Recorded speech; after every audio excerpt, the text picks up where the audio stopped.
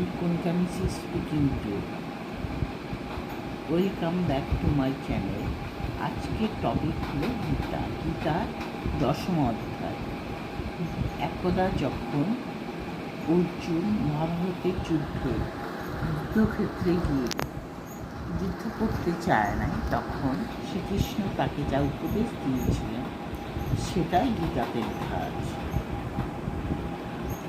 বিভূতি যোগ শ্রী ভগবান ইহার আগে সপ্তম অষ্টম নবম অধ্যায়ে নিচে অলৌকিক ঐশ্বর্যের কথা কিছু কিছু বলিয়াছে। শ্রী ভগবান এর আগে সপ্তম অষ্টম নবম অধ্যায়ে নিচে অলৌকিক ঐশ্বর্যের কথা বলেছে।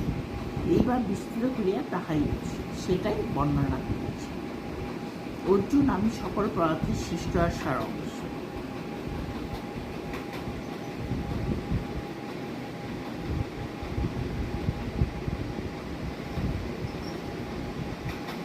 শ্রীকৃষ্ণ বললেন যে আমি সকল পদার্থের শ্রেষ্ঠ এবং সার অংশ।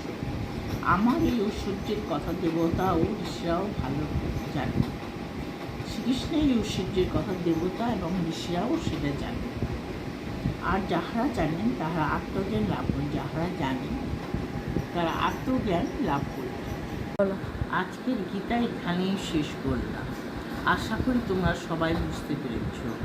যদি তোমাদের ভালো লাগে তাহলে লাইক এবং সাবস্ক্রাইব করো। ধন্যবাদ।